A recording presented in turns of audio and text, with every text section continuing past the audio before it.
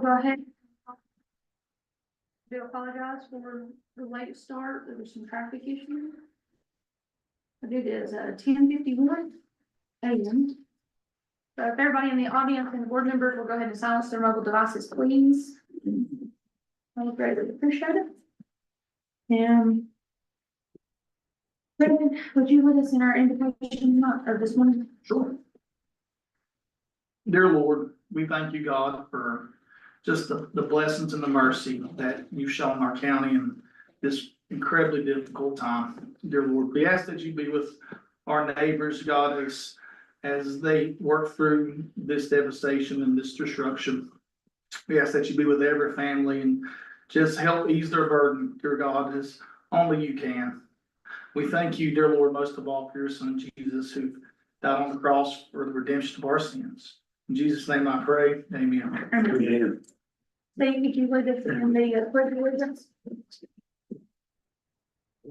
Salute, pledge. I pledge allegiance to the flag of the United States of America and to the republic for which it stands, one nation, under God, indivisible, with liberty and justice for all.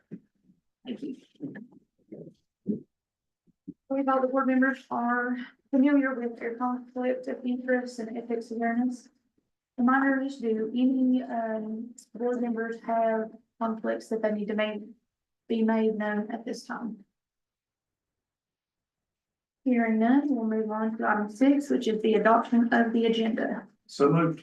Thank you, Brandon. Do we have a second? Second. Thank you. All in favor? Motion carries. First item up on our items for discussion today is going to be 7A, and that's going to be a report from our county manager. Thank you, Chair. I'm going to go over with y'all just a overview of everything that we've had going on over the last 10, 12 days since Hurricane Helene came through our area. As we do an emergency response, we have a lot of check boxes that we want to do. And, you know, we're always looking at life safety first, search and rescue on these initial stages.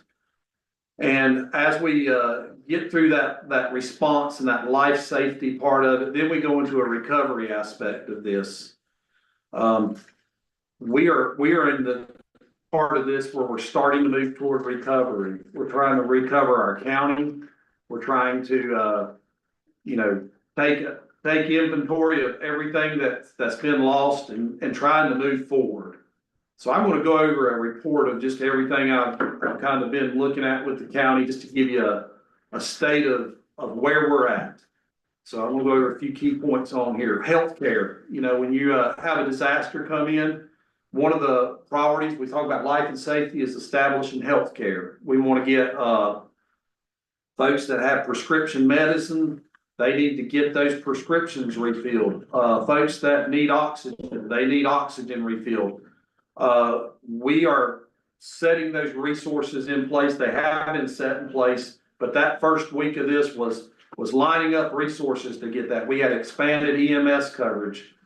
We have a disaster medical assistance team located at Spruce Pine or Blue Ridge Hospital in Spruce Pine. We are getting these pharmacies open. Some of them got power, but before that, we were putting generators at the local pharmacies to get those folks open to where they can fill prescriptions. Health departments now open to where folks can go there and get their medical needs. We are working on getting some medical trailers for basic medical needs into the community. MCHP, which is one of our health providers in the county, is open and seeing patients. So the healthcare has been a battle. We've been fighting lack of sewer and things like that, and lack of potable water, but we've got all those things stabilized right now. So if you need medical assistance in the county, if it's an emergency, of course, call your EMS. And I know the next reply to that is, well, if I had some internet, I would. So, but if you don't, you know, get to your, if you see emergency personnel, you see your neighbor, get to your neighbor, And we will move that forward. We got two-way radios to make calls in on that, but I know, that's something that's a high priority is the healthcare side on this and keeping our folks' health and safety, stabilized. Sheltering, several of us, on this board and myself included, has been out to the Red Cross shelter, has volunteered at the Red Cross shelter. And we've seen some folks there, I was there on night 2. Wendy with DSS was there on night 1. Red Cross doesn't have the ability to staff until 72 hours after the disaster. So our county folks were on our own staff in that shelter, and, they brought folks in there that night that were soaked wet, had mud all over them. They'd been pulled out before their house washed away. A lot of them had health needs. A lot of them had trees fall on their house, and you'd hear their stories. And there's a need for sheltering in this county. As we get into winter time and it's getting a little colder, and if there's not any power, we're having a need for sheltering. Now, some of our citizens want a shelter in place. I understand that too. It's your house, you're comfortable there, you got some room, you got some privacy, and it's overall safe. The sheltering it's a kind of a two-pronged approach. If you're needing a shelter and a warm place to go, currently we have Mitchell High as a Red Cross shelter, and that's at the high school on Ledger School Road. But we are now in the process of bringing in a shelter unit that would house about 250 folks should the need be, and that's being set up in Harris, out at Harris Middle School in Spruce Pine. That shelter is a turnkey, everything included type setup, in that it'll have hot showers, bathrooms. I think we got like 30 plus hot showers out there, bathrooms, Starlink access, meals prepared, laundry service. And you're like, well, I don't know if I want to go to that shelter because it's, I have to stay there. No, if you need to go and bring your laundry over there and get it done and bring it back, that day, or if you need to grab some meals over there or get a shower over there, that shelter can serve for that. Right now, as far as shelters go, excuse me, we're talking numbers look like it's about 60, and I know they're up and down. Some folks are getting took out. I think our Red Cross shelters went down from about, I think at one point it was about 40 to 50. Now I'm thinking it's around 35. First Baptist Church, I think their numbers went down a little bit. But we've gotta have that option for sheltering and full services in place. You say 250 beds is overkill. No, if we have another event on top of this, if we have some major cold weather, we're gonna need those beds, and that shelter should be in place for, we're hearing that it'll get us through the winter if we need to. So it's gonna be there a while at Harris, at that area. And so if you're in outlying areas and you need transportation to get to that, our Mitchell County Transportation can get you there if you make a call on that. But if you're in quick need of that, reach out to your fire departments, call communications if you can get a call out, and we'll line a quick ride to get you to a shelter to be warm. So that shelter is going to be a really nice setup. It's about to be finished. It's maybe a day or so out. So sheltering is a major important. Your basic needs of folks: food, shelter, water. Well, we've got plenty of water in Mitchell County. A lot of bottled water going on now. That type of water we're good on. The other part of water is water and sewage. We're not as good on that in the towns. Both of our towns, the sewage plants were basically destroyed by the flood event, and we're working on getting some temporary infrastructure in there and moving that forward. So probably going to be 100% infrastructure replacement in both towns. That impacts town of Spruce Pine, what is approximately 6,000 residents thereabouts, but it serves many more because they're using that area. Town of Bakersville, maybe 300 to 600 folks, but it's got your county operations, it services many more. So you're talking, you know, let's say 50% of your county or more is using these infrastructures, even though it's not at your home. It is impacting your life because a lot of our county run operations, our local run operations, our business operations are running off of that town water and sewer. So that is a high priority need. The governor came in yesterday and he noted our need. We appreciate him giving that a look and putting some pressure to move some things forward to us. Of course, we've also had our Senator Ralph Heiss has been doing a ton of work behind the scenes on moving that stuff, as has been Ted Budd, has been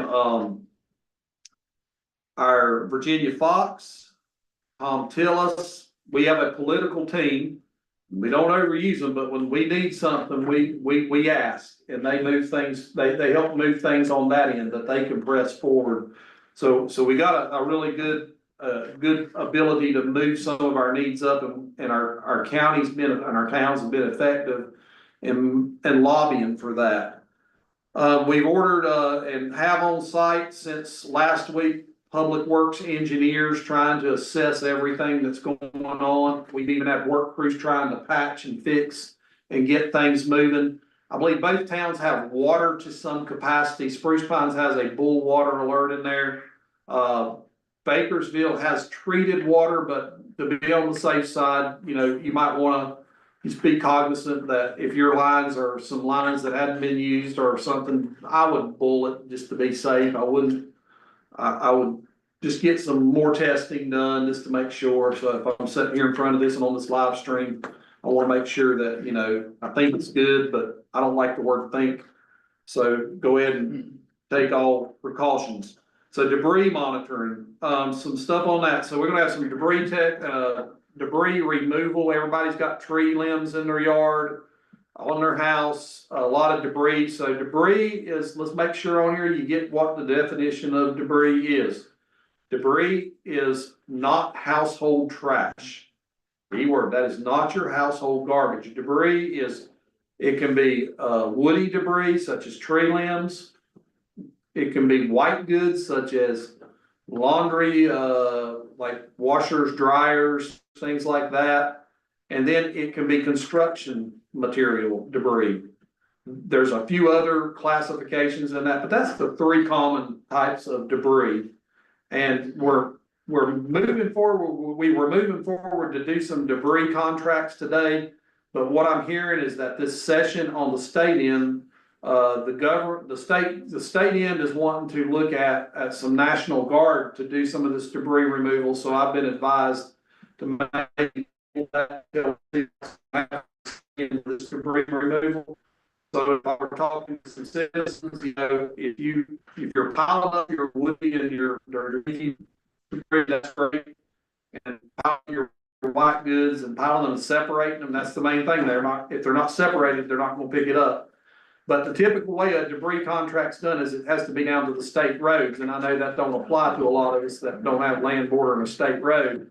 So we're also going to have probably debris yards that you can take and dump into that'll have a debris monitor person on there to make sure and ensure that that's done the proper way, so you don't run over there and just start using it as a landfill. That's not the meaning. It's a debris field, and the debris will be processed. So that's in the works. Give us about another week on that to hammer it out. I've been talking on that since last week, but today's development is that's going on the state, and they might do some contractual rehaul on that. Mr. Cook, can I add to that, sir? Yes, sir. So for the debris pickup, this is free to us, but it has to be done the right way. So we have to separate out items. So woody debris goes in one pile, appliances go in a different pile, and any other household items that come out go in a different pile. So if you had furniture that was damaged, drywall, a trampoline, whatever it was, that goes in a separate pile. You can't mix those together. Also, anything, even if it is this type of debris, if you put it in a black trash bag or a white trash bag, FEMA does not count that. So do not use trash bags for your debris removal because FEMA considers that to be your household garbage. So household garbage has to be disposed of normally, but keep these in 3 separate piles, otherwise they won't come get it and they won't help us with it. So, sorry for it. Yes, sir, go ahead. So we need to pile those debris piles up next to the state highway. It has to be next to a state or public road. So if you have a long driveway with 5 neighbors, that doesn't count. You have to put it on the right of way on a state road or a county road if you live in Spruce Pine or Bakersville. And they'll come out and pick it up. And they will come out and pick it up. They'll probably have a knuckle boom that picks it up and puts it in a truck. But you've got to keep those in separate piles. There's a graphic on the FEMA website. If you can get to it, I believe Mr. Cook will have that available for handout. But there's a graphic that shows how they want you to separate these items. But that's going to be very important in order for us to get Mitchell County looking good again, but also for us to not have to use our own forces and dispose of this at our own expense. So I'm sorry to interrupt, but I wanted to reinforce that. That's intel that folks need, So. Go ahead. The 3 sites that you listed, the white goods construction, household, and then wooded, we don't have to have, or we don't have a site at this time for those, you're waiting to hear from the state? right, there was some things, and I don't know if you've heard anything on that, I just got that this morning, that when they do the state legislature's meeting today and tomorrow, and from what they're saying, National Guard is factoring into some of the debris removal and that debris contract. So what I'm hearing on that as of this morning, and you vet that out, our county attorney needs to vet that out, that they say it may be wise to see what comes out of that legislature before we move that forward. We still want to do our debris separation. The General Assembly meets today at noon to take up a relief bill. So we probably won't do these ratification contracts today. But go ahead and as you're cleaning up, because I know we're not folks that just sit around and wait for help.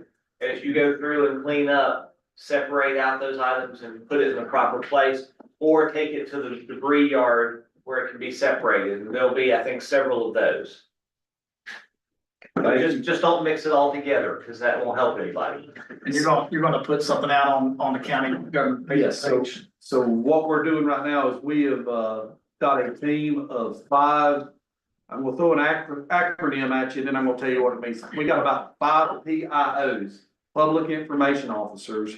Got one here with us today, Tennille, but she will have a team of, I think it's about 5, maybe 4. I think we ordered her up a couple folks to help, because we're talking mass communications is what we're doing here. We're talking, the online aspect, the print aspect, the, announcements of putting them out in areas and informing people by word of mouth. So we're starting a pretty aggressive educational public information campaign.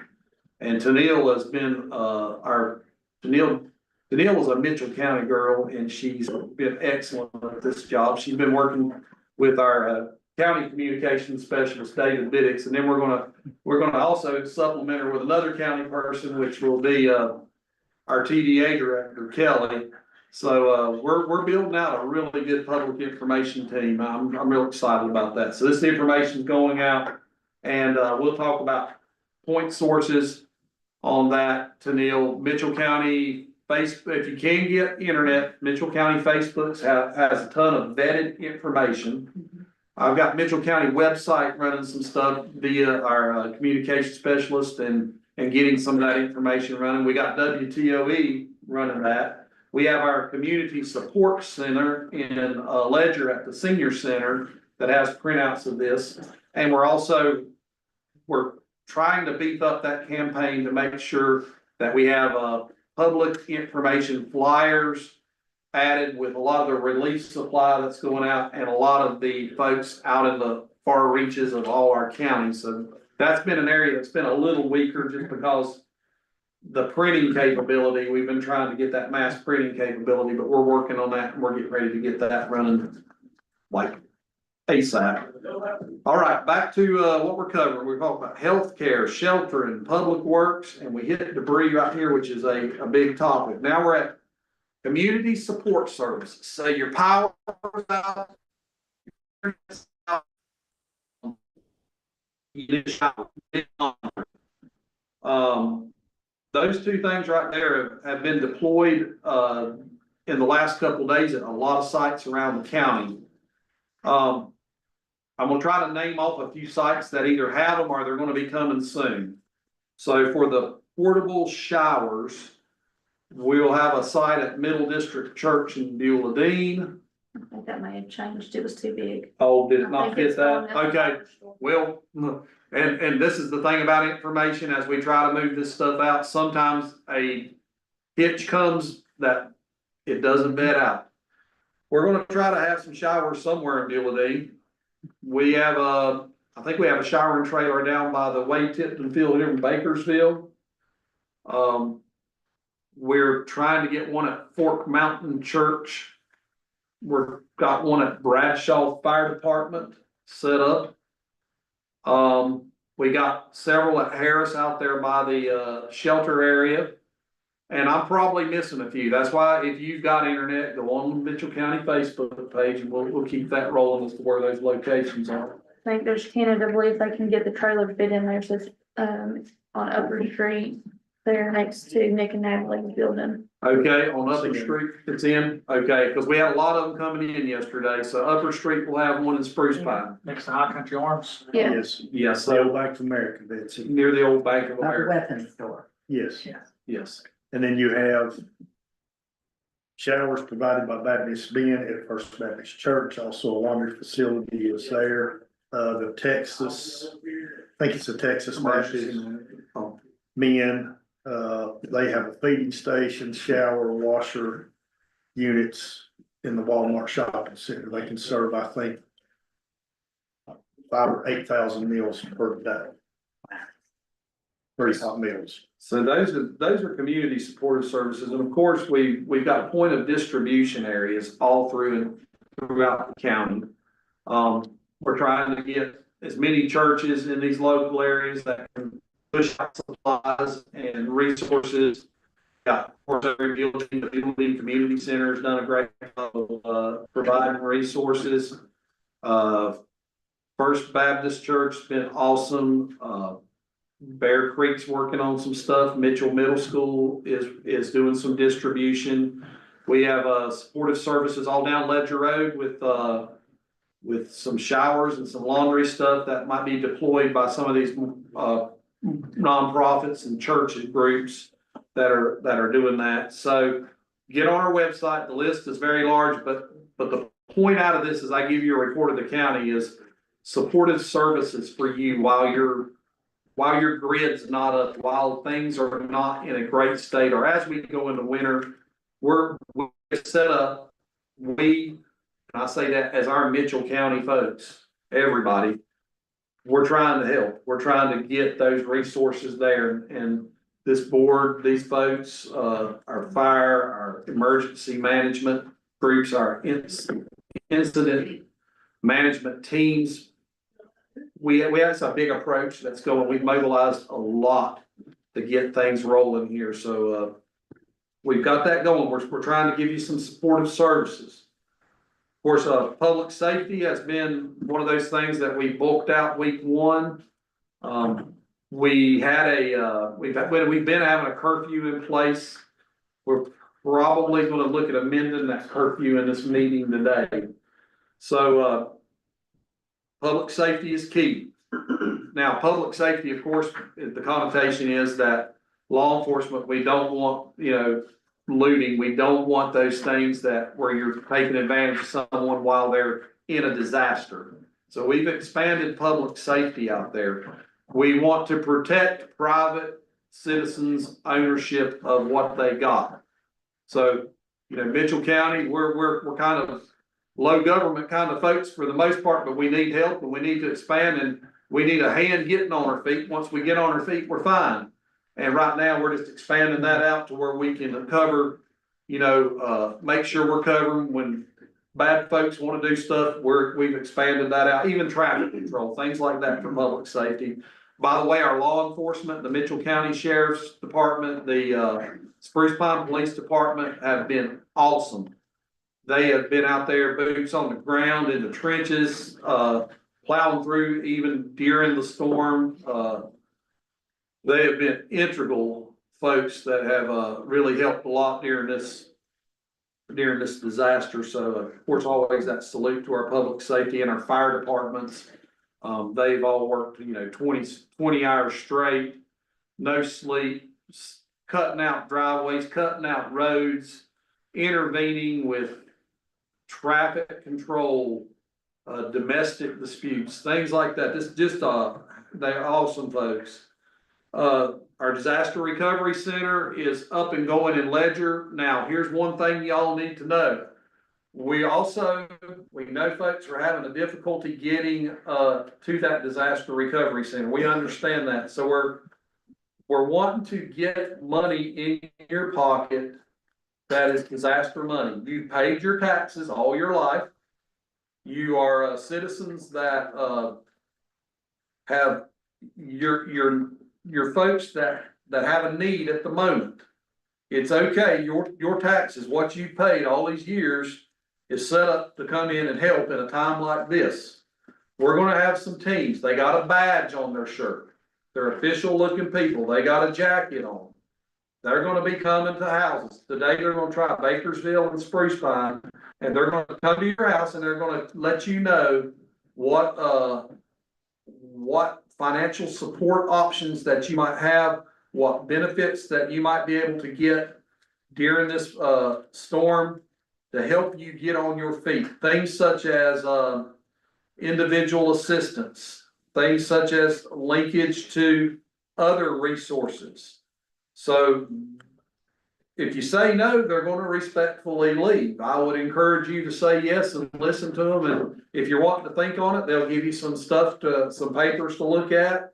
But they're not coming here to infringe on any of your rights, anything like that. They're here to give you resources to help get some funds flowing. Like I said, you pay your taxes. There's no shame in getting a little hand up. Once you get to moving, you're going to be fine. So I want y'all to be aware of that. So that disaster recovery, they will not ask for money. So if someone comes to your house saying they're one of these 3-letter organizations or 4-letter organizations and start asking for money, that is not us. There's a lot of folks in this county right now that are they're not credentialed people that may have bad motives to try to get you to say yes to clearing out some trees, get you to say yes to paying some big money. That is not what that is not how that system's working. If you say yes and you agree to that contract, then you're gonna have to pay it. But there's a lot of support to help get your driveway cut out. There's a lot of support to help get you some resources needed. On our Mitchell County Facebook and at the Disaster Recovery Center at the Senior Center in Ledger, we have a volunteer coordination crew that you can call in. It links volunteers with needed services. And there is a number that we've got in place that you can call on that. And Tennille, if you can locate me that number, I'll let folks know before I finish on there. I don't have it, or somebody might jump the gun and get it to me first. My public information officer and Harley both. I'll get the one with the bigger print right here. So I didn't bring my glasses. So the Volunteer Reception Center, phone number. Thank you. See if they're oh yeah, they work. That's my tune. That's my magnification now. 828-660-0818, 8 AM to 5 PM. We're gonna try to link you up with help. Also, if you want to get that by Gmail, volunteer, word spelled out, VOLUNTEER, Mitchell, MITCHELL @gmail.com. You can request help and you can volunteer to help off of that. So if things are going good and you've been looking for that need to volunteer, but you ain't got nobody to kind of lead you and move you along on volunteering, that's gonna be your number right there. And so I think what I'm hearing is yesterday alone, we had 60 volunteers sign up. And we need more, so, we'll get that stuff rolling on there and, get people help. So that's something we got rolling. Of course, we're also doing some logistical warehouse stuff that's going on that end. Got a system going in place. So I think I've covered that. Like I said, I'm trying to give y'all the state of the county, a full report here to this commission board. So I've talked about what we've got in place. We've kind of stepped back off the edge of the cliff. But there are certain threats that can put us right back on the edge of the cliff. We're doing good, folks. We survived round 1 of the 12-round fight. We're in round 2, and we're swinging good. But here's some threats that can knock us out. All right, we have a high risk of wildfires right now. If you look around, the winds have leveled acres of trees. If you go into certain areas, you go above Mitchell High and you look at that ridge, it's got probably 3 or 4 acres of all the trees are just blown down. You go up in the north end of the county on the Iron Mountain, as you drive up the Iron Mountain, you have a scenic view when it used to be going through forest because all the trees are wiped out. You can look out and see the ridge line. We're talking 10, 20 acres at a time of downed trees. Those are a high risk for forest fires. Of course, we have forestry assessment teams looking at that. They are notified about that. But that is a risk. That's a threat that we have here in Mitchell County. If it's very dry weather, there is a burn ban in place. There might be some stuff at this General Assembly meeting that works around that and defines it a little bit more, but there is a burn ban in place right now for Mitchell County. Now, the burn ban doesn't mean you can't grill food out because you need to eat it or cook with a fire for purposes of eating. You can't burn brush. We don't want you having the risk of setting the woods on fire. You would feel so guilty if you were the person that started that fire that killed folks. So you please don't do that. Please be careful. We have a flood risk also with these creeks. They're still jammed up. The debris removal in the creeks is another factor that's coming. But right now we have a very fragile county, very fragile infrastructure in our county. The creeks can flood at what they typically might have flooded at 8 inches of rain. They can flood now at 4 inches of rain if it falls quick enough. The flooding, the floodplain has been blown out and everything, but it still creates a risk because new stuff can wash in, jam stuff up, and flood us out very quick. So, when you start watching and learning about your weather, make sure you know that, when you hear rain, just be aware that there's a flood risk. I don't want you getting hurt if you're around the creeks. You want to know what one of the number 1 risks that could really take us back up to the edge of the cliff? Wind. A windstorm coming through here. We already got trees that are loose where they've been cut free in driveways. They've been cut free around power lines. But a lot of times when you're cutting those places open, you've cut them and you set them up to where you can get through, but you've not stabilized those trees. You just removed the limbs. Now they're off balance a little bit. You've got trees that's leaned into other trees. You've got a 40-mile-an-hour wind on a cold front blowing it from the opposite direction that it's not been pushed on by winds. Can put a lot of trees down fast on our county. So if you have high wind, you might not have power, after that, because a lot of limbs are going to be coming down. Realize that that's something that you're going to have to be aware of. So, just because you got power right now doesn't mean you might not have it down the road. Another one we got out here is workforce. Our workforce right now has been kind of paralyzed. Folks can't get to work, or either the job they were doing no longer exists. You look at the small businesses that were swept away by the flood, all of Lower Street and Spruce Pine. Helen's Restaurant over here that's been an icon for a while has been undercut. You have these small businesses that operate on contracts off of the bigger businesses. For example, our mining companies. So it's not just your mining company employees that have had suspended operations, it's the contractors that contract into that. Our projects we've had going with the county, they've been suspended because we're in the disaster mode right now. So there are so many folks that's had the workforce has been, it's been depressed right now. Now, we have disaster unemployment that you can apply for. It's a North Carolina program. It's disaster unemployment. One of the things that was communicated to the governor yesterday is right now that weekly benefit amount, I'm not quite sure I followed that, but I think it's a 300 or 350. It's one of the two. But you know, what were you making a week before that? You might have been needing 500 to keep your family moving, and now you're down to 350. We're not saying it's not bad. We want help. Any help helps. But disaster unemployment is something available if you're out there and your job has been taken due to this disaster. There's disaster unemployment. The volunteer reception center can help you out with that. And of course, we're going to be building out some informational sessions and we'll be communicating those out. But we got those flyers and stuff on how to do that at the reception centers in Ledger. As people come out into the communities, we're also going to have some discussions on that. So that's a threat on our workforce. We want to get them back working. We want to get them stabilized and keep them here in Mitchell County. Elections is another thing that we got as a threat. You know, we don't want that voter that was ready to vote. We don't want them to be unable to get out and vote. So, we want to make sure that that wording's out, that and how to vote, what the plan is for voting, and we're working on that as we speak. We're going to try to get voting into every small community there is up through here and make that accessible. As we build that plan out, you'll hear a little bit more on that, but that is moving forward, has been moving forward since last week. So I want to assure folks that voting, it will be in order. County services. DSS has been operating since last week. We've had case managers coming out and checking on their clients.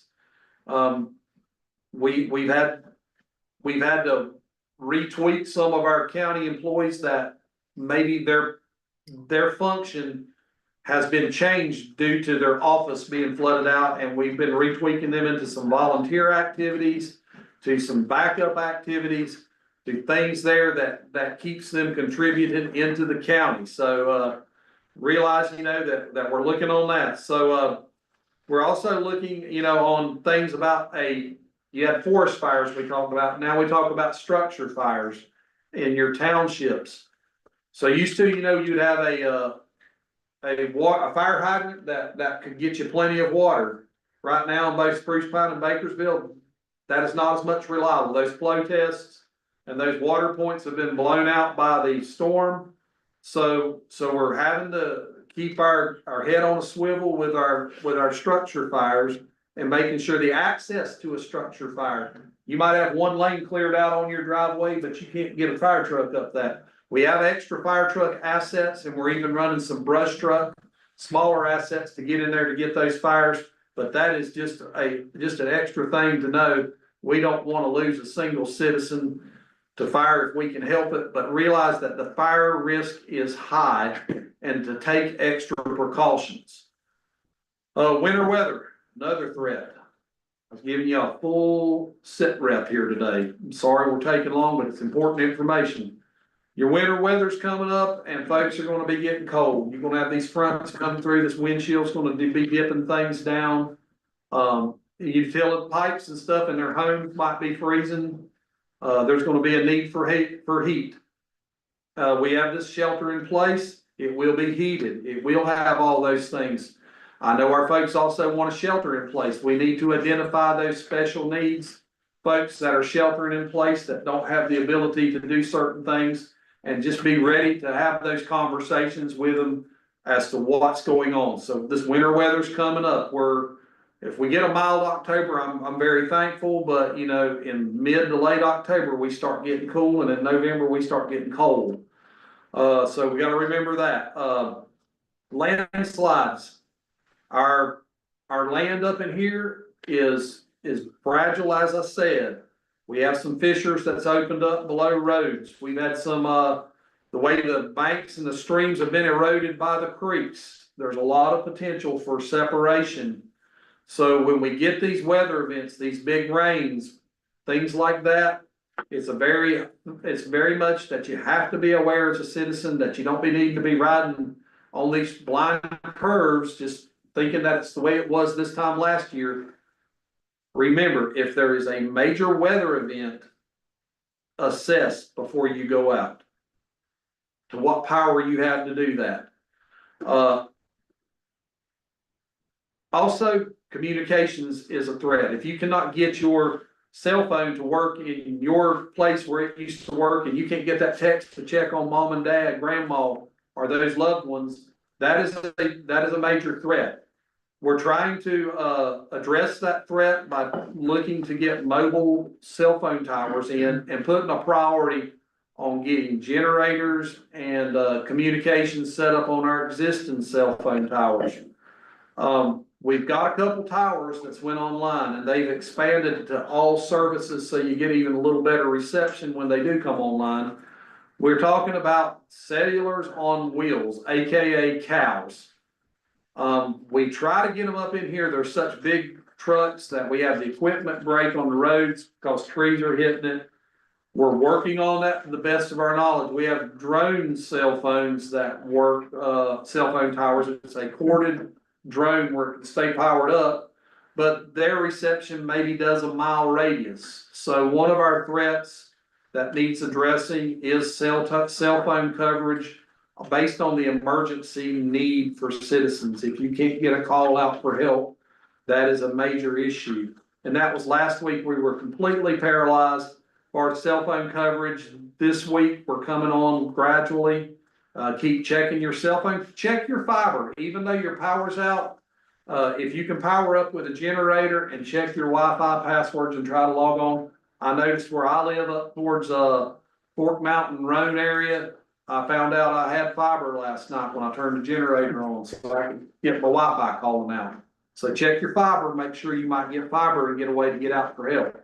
Identify those folks that's got a means of calling out. If it's a Starlink, and schedule, learn who your communications assets are in your community. So I'll tell that, folks, as I update the commission board. Our commission board has been very engaged in this process. Many of them have been personally impacted by the storm, whether it's via their job, whether it's their business, whether business has basically shut down. But our commission board's been out there volunteering in their communities. You might not see them, they can't be everywhere at once, but they've been out volunteering in their communities, working tirelessly up late at night, giving key input on decisions. This board has really helped me navigate this response. Our county attorney has helped guide me through this response. Our incident management teams that's came in, our Louisiana team, was they were loving, they were caring, they were very good communicators as to what they were doing. Our Texas emergency team, our state assets that's been moved in are great. Our team, our emergency management team, Andrew Brewer, Colby Silvers, Brian Brewer, they've been Zach Peterson. We've had a lot of folks that's kind of got into that emergency comms and helped to move things through the system that brings in the outside assets in the Mitchell County.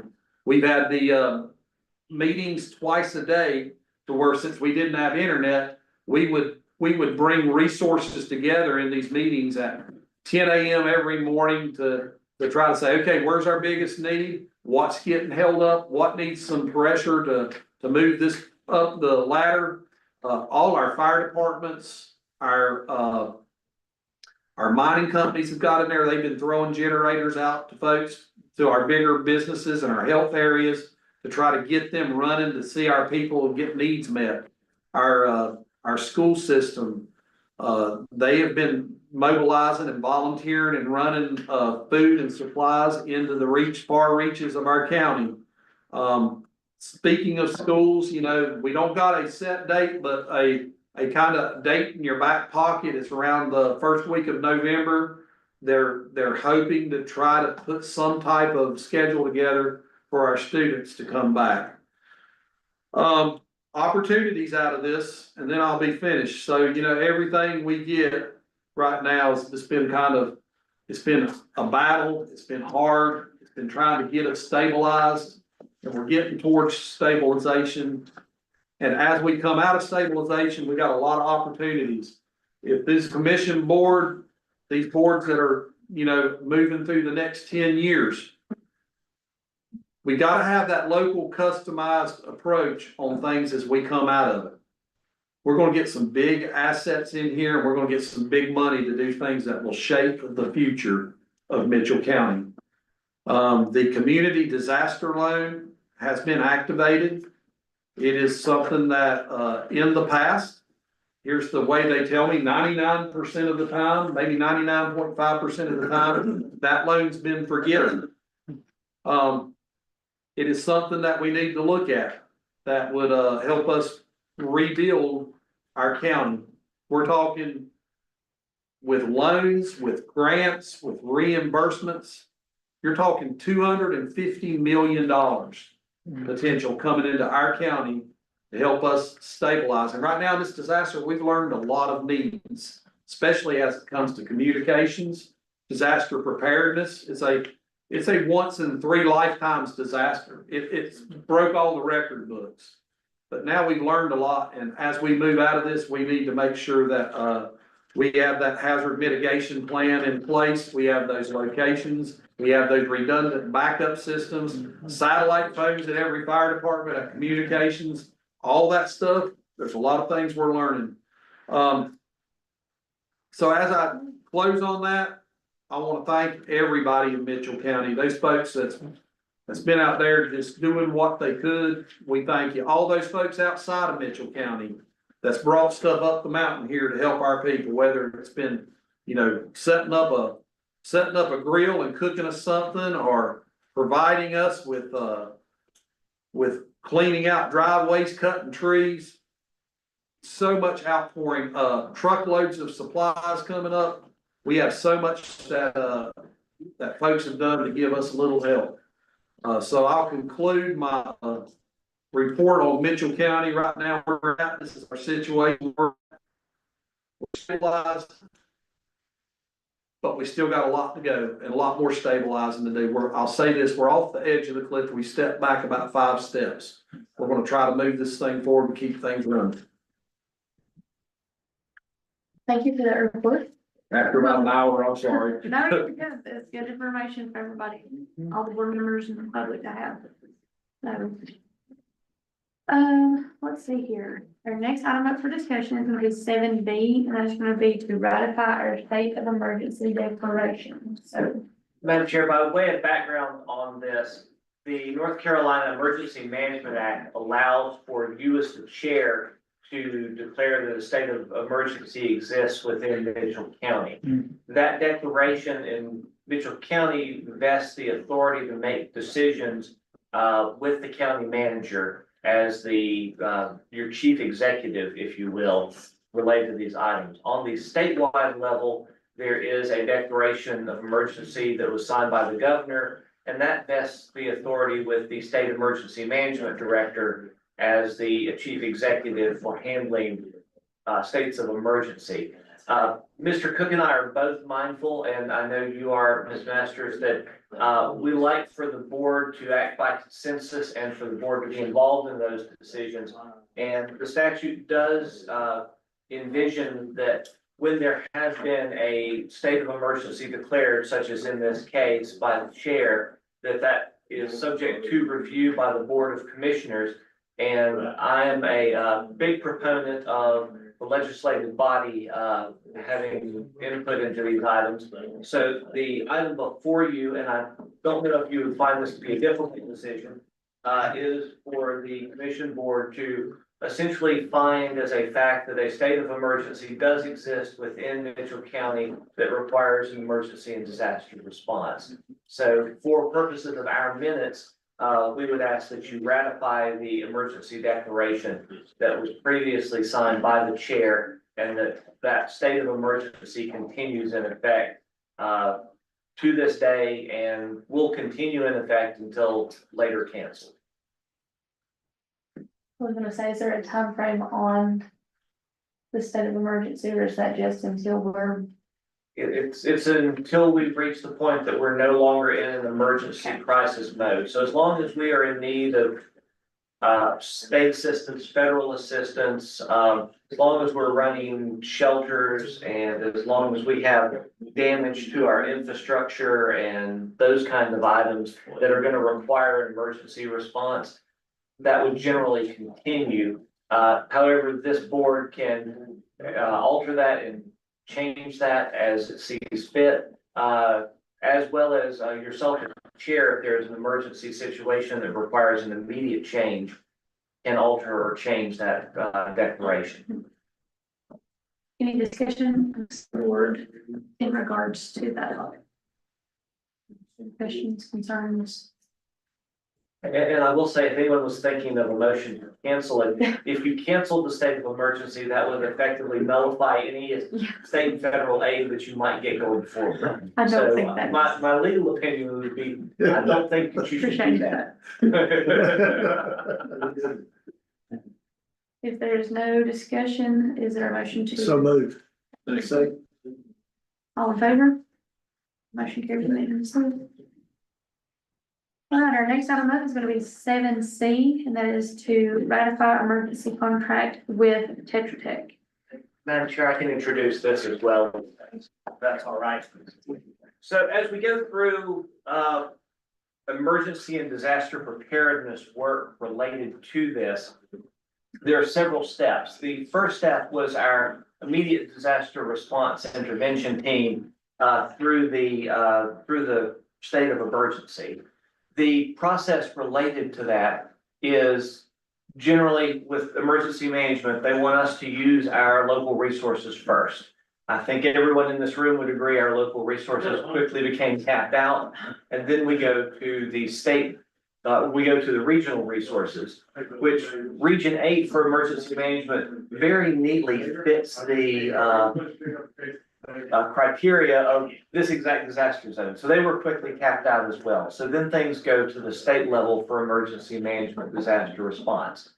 They called for help from other states, and some of you may have met the Louisiana team that Mr. Cook mentioned. They are the immediate crisis response team leadership. Their role is to be here for a week to 14 days to essentially help us manage the search and rescue teams and those items, and then they pull out and they go back home. So they have completed their portion of the mission. The next phase, if you will, related to this is a disaster response coordinator. Because there are companies out there across the nation that what they do is they respond to hurricanes, tornadoes, floods, mudslides, natural disasters. And their job is to come in and assist us with the FEMA process and with the recovery process and help take an inventory of needs and help us go through the rather cumbersome federal contracting process that we'll have to engage in. So those folks, the good news for us related to this is that the federal and state governments have set it up to where these folks are funded through federal and state dollars. So for the company that we have to come in to assist with this, this is usually done on the short end on an emergency procurement basis. So this is something that the manager has the authority to sign a contract to do. The funding for services of a disaster response coordinator company is paid for 75% by FEMA, and then there's a 25% local match. Before anybody gets too worried about the 25% local match, the state of North Carolina, in envisioning and planning for natural disasters, has already committed that they pay that 25% match. So our coordinator process does not does not cost us out of the county coffers or the county taxpayers bill for that coordination. The emergency procurement process under FEMA is a short-term bridge because they're going to require us to do a request for qualifications for someone who is going to be the main entity that provides us with services going forward on this. We had put this on the agenda in the hopes that we would have internet service restored before this matter. So Mr. Cook has currently a contract and notice to proceed with Tetra Tech which is the company that's gonna do our initial disaster coordination items.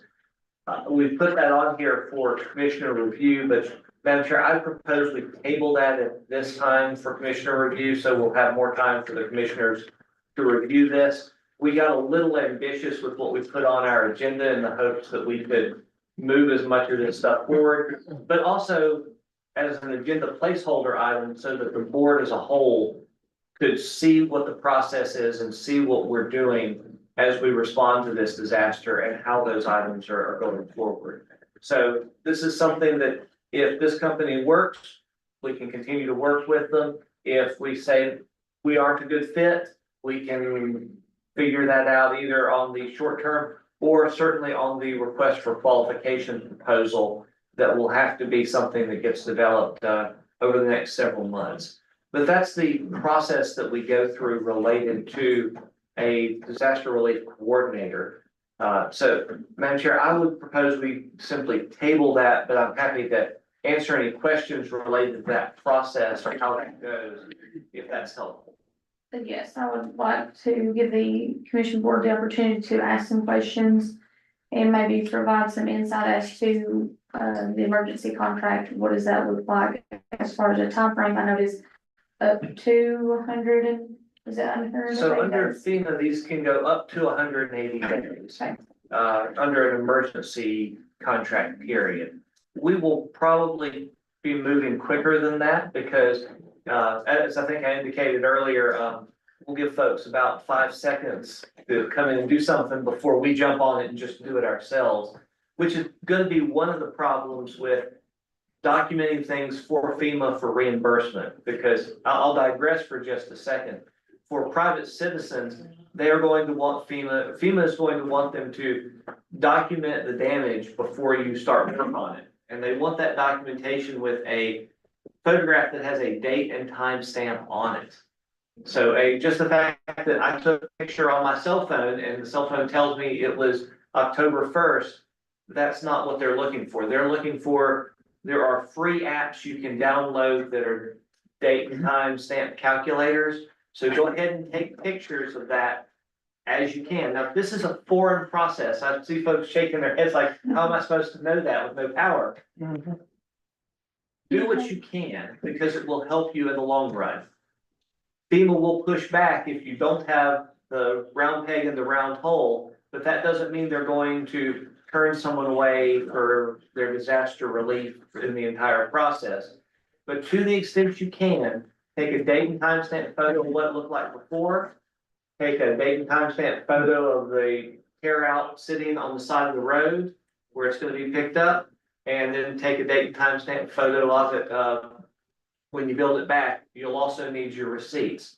We're gonna have to do that as a county, as well. So that's a process that the county has to go through for documenting that. That's part of the reason we want a disaster recovery consultant for the county, is so they can take that workload off all of our county employees who have other things going on, because they can document that for the Board of Commissioners. But for private citizens that are looking for, how do I make sure I can maximize what I'm entitled to from FEMA? They're looking for date and time stamped photographs to help document the damage that has occurred. Do you So- have the name of any of those apps? So- Yes, you're out of luck because you got a flip phone. Yeah, so the one I have downloaded onto my phone, which is an Android, is simply a date, date time, or it's actually a date stamp camera is what it's called, date stamp camera. There's also one that is recommended to us by the other consultant called Solocator. That is spelled Solocator, Solocator. It has the longitude, latitude along with it, so that's why they like that version. The one I have on my phone is a free one that I just pulled off the Google Play Store for Android. That was just a free documentation calculator. But that's the part of the role of our folks is to take an inventory of our damages, which is incredibly counterintuitive, because as soon as the rain hit a light drizzle, I was out with several of my friends cutting trees and we were working our way out. I didn't bother taking photographs of anything. But that's just how you move, but to get your maximum, to maximize what we can get as far as the disaster response stuff, we've got to document it, and that's part of what our consultant that is supposed to do related to this. Thank you. So, yes, ma'am, I'm sorry I go long on. some No, of that this. sounds cool because I'm not tech savvy. It's been quite the learning curve, I think for all of us, because this is an unprecedented disaster for Western North Carolina.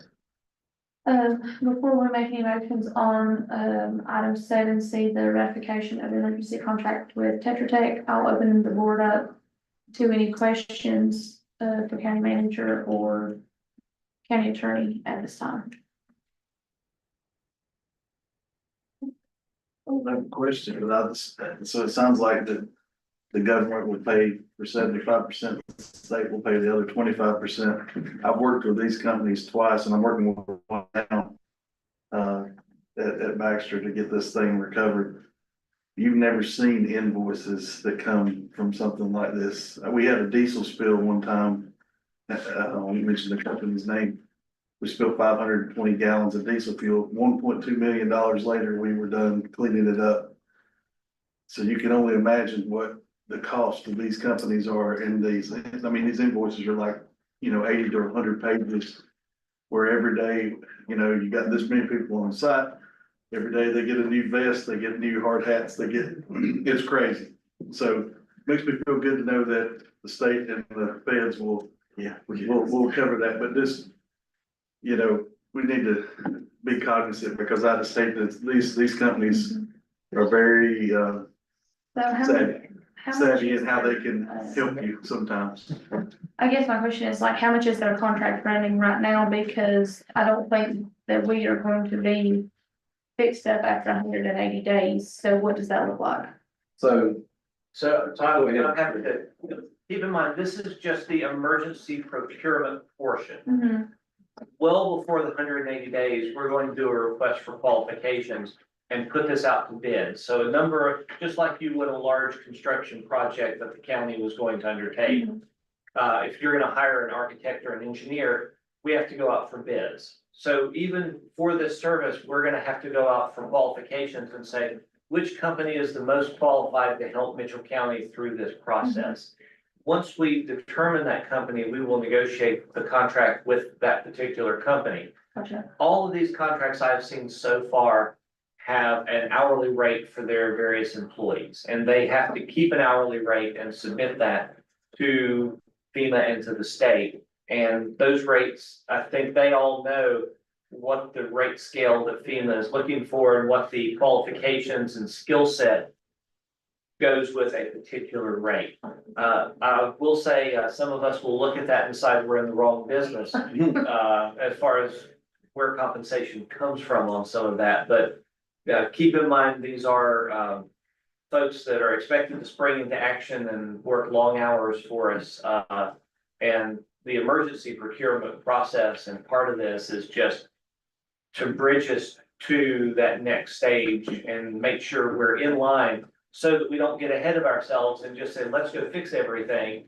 And then be left with the question of why is FEMA and why is the state not going to reimburse us from their disaster recovery funds? We've just got to go through the process and step through it. So this is just a bridge at this point. The contract is within the authority of the county manager alone to sign the emergency contract. But again, Mr. Cook and I want to make sure that you as the elected officials are involved in this process and know what's going on and why he's doing what he's doing, and have input into that process as well until we get to the request for qualifications that comes back to the board. So what does that timeframe look like? Do we need to be looking at from the commission standpoint? So we will be working on that just as quickly as we can. It's the first thing we have to do is do our preliminary damage assessment and determine what is injured and what are we going to need? Mhm. So in other words, out of our county facilities, what's been damaged, what do we have to repair and what do we have to do? You know, so for example, some municipalities have water and sewer systems that have to be rebuilt. They're gonna need a skill set that has water and sewer system engineering capabilities. We don't have water and sewer systems, so we don't have to do that. Likewise, we don't have to do roads, Mhm. so towns have to do roads.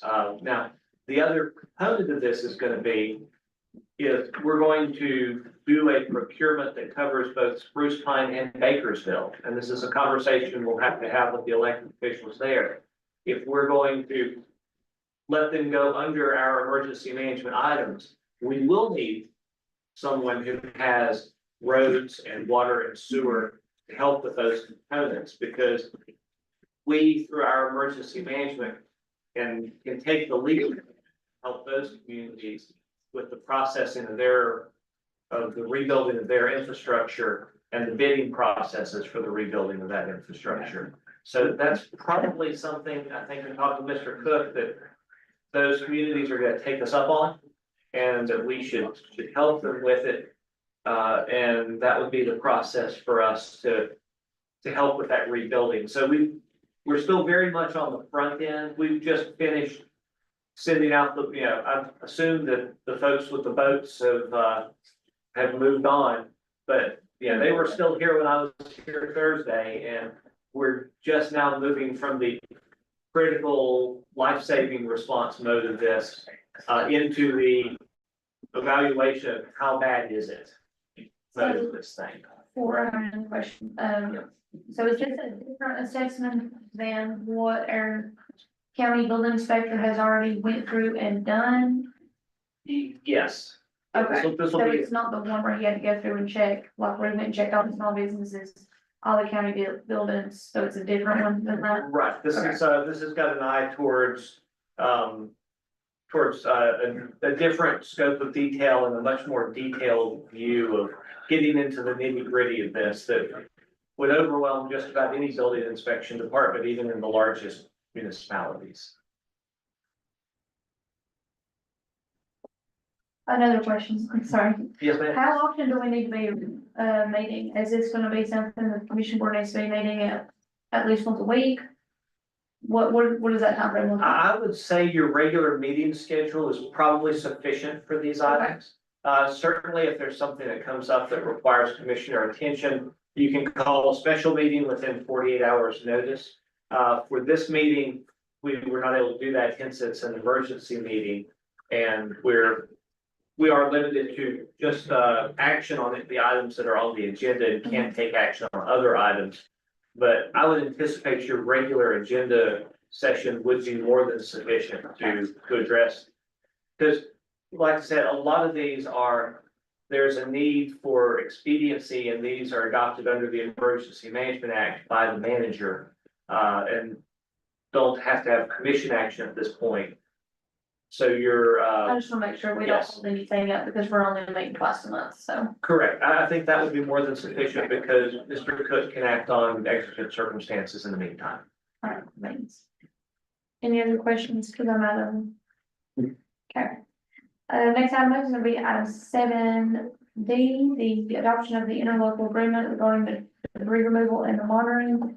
I believe that was your recommendation, that we all recommendation to table it. Well, Yeah. we need to, like, board have some discussion on that Yes. first. I've got copies of that, for the commission board. Before we move to that, we need to table. Oh, yeah, we do, sorry, Jeff. So we're going back up to item 7C, the ratification of the emergency contract. Thank you, Brandon. Jen, all in favor? Next up, 7D. So speaking of items that, the commission board can address, related to things. This gets back to what we talked about earlier with the debris removal and debris monitoring, process. So I'll say how that works. We talked about separating goods in different piles. So when citizens want something picked up, we need a debris pile, we need appliance pile and we need this stuff got tore out of my house pile. For us to get reimbursement on that, there has to be a contract with a company that is going to come in and do that debris removal. The state already has 3 companies that they have pre-contracted with for the price of the debris removal. They will come in and they will pick up these goods and pick them up from the side of the road. This has to be done by jurisdiction. Our emergency management plan covers that the county will handle emergency management for the county and the incorporated limits of Spruce Pine and Bakersville. The document you have in front of you is essentially a belt and suspenders approach that was recommended to me by one of my colleagues down east who's lived through this, that FEMA only will pay for things that are picked up within your jurisdiction. And we want to have something in writing that says we're all in agreement that all of Mitchell County is a jurisdiction as a whole. So that's what this agreement says, is that we will act as a jurisdiction as a whole for the debris pickup contract. If you want to know how particular FEMA is about these sort of things, we also have to have a debris monitoring contract. And that is a different company whose job is to go around and take a picture of essentially every single stick that's going to be picked up, take a picture of it where it's loaded, weigh it, take a picture of it where it gets disposed of.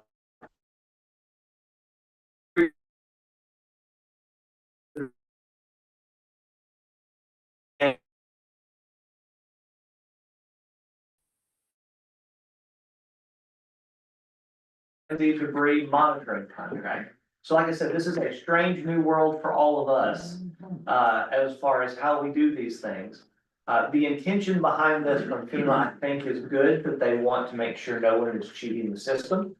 And I think that is what their goal is. The drawback to that is there is a whole group of folks that are gonna need to be hired on to be debris monitors and take pictures of piles of debris and dump trucks full of debris throughout this process. So for those that are looking for work, this is probably a good place if you lost your job due to this disaster and this hurricane. They will hire local people to be debris monitors with one of these companies. The one change I would ask for the discretion to do, when I drafted this, we had included the name of a debris removal company and a debris monitoring company. Rather than name the companies in this agreement, I would propose that we state that these be one of the companies that are pre-qualified under the state contracts. Spruce Pine is meeting today, and I've been in touch with their town attorney, and he's going to recommend they adopt this agreement. I've not been in touch with anyone from Bakersville, but if someone on the board or Mr. Cook can get in touch with Bakersville and explain to them what we're doing and why we're doing this, because I think it probably is covered under our emergency management plan. But just in case, none of us want to get stuck with a bill for debris removal and a bill for debris monitoring. And this is a way to help make sure that all the I's are dotted and the T's are crossed.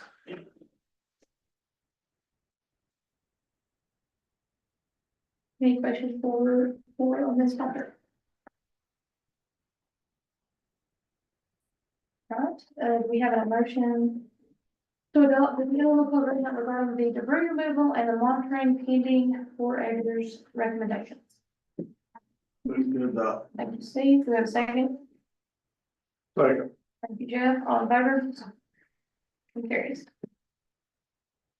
All right, our next item up is gonna be 7E, and that is, ratify the debris removal contract in the ring. Just off y'all. Madam Chair, I would probably do the same thing that we did with the Tetra Tech contract, and let's postpone E and F. I think I went into a little bit of the explanation of why we have to have a debris removal contract, and then also why we have to have a debris monitoring contract. But those will be in place. They can be in place by the emergency authority, by the county manager's signature, and but Mr. Cook and I decided we want to bring things back to this board, so that this board can know that what he is signing on your behalf under that emergency declaration. But, you know, again, to your point, Madam Chair, we don't want to be delaying things or holding up progress. There's gonna be plenty of that in the need for competitive bidding as we have to go through this, but anything we can do to keep things moving, we want to do that. But we're mindful, we want to bring things back to you. In regards to the bidding process, is it the same timeline as it has been previously for other projects, or is there a different time frame since it's a state of emergency? When we get to the having to bid, so the debris removal and debris contract, the state has already pre-qualified all of those, so we can move through with those, but if we're going to rebuild our tax office, for example, we have to go through the exact same we have to actually go through a formal bidding process, I just so want to make sure. there's no way to speed that up. Gotcha. Yeah, all right. No, I just wanted to It's- get clarification. It's a great question, and it's one that you'll get asked many times, and the short answer is we have to follow the regulations if we want to qualify for reimbursement. Gotcha. All right, do we have a motion to table item 7E, the ratified debris removal contract? So moved. Thank you, Jeff. Thank you, Clayton. All in favor? All right, and then do we have a motion to table item 7F? So moved. Second. Clayton, thank you, Jeff. All in favor? All right. You got all those figures? All the tables? All right, our next item up is going to be item 8, which is a closed session. Madam Chair, since we won't have action after a closed session, I don't anticipate us coming back. And so the citizens can not have to sit around while we talk through some legal issues. If you wish to do, board member comments, that probably would be in order. Anything other members want to say. Any comments from anybody today? I would say this, and I think all of us have been involved in this situation from day one. I think some key components that we need to recognize and give praise to in a terrible situation. And, you know, when our citizens to realize that even though you may not have had the information, there was no way to get the information to you. This team has been working tirelessly, county managers, 12, 14, 16 hours a day, at least. 7 days a week to get things lined up. There's a lot of things that have gone on behind the scenes that unless you were involved with the process, you would have no clue. What appears to be moving slowly, and I know everybody's frustrated, according to the team from Louisiana, Mitchell County was 3 to 4 weeks ahead of the game in the process of where we're at now because of quick response. So our county manager has taken this tragedy by the horns, run with it, and that's why things are running so smooth. Duke Energy needs to be thanked. You see those linemen, you need to thank them.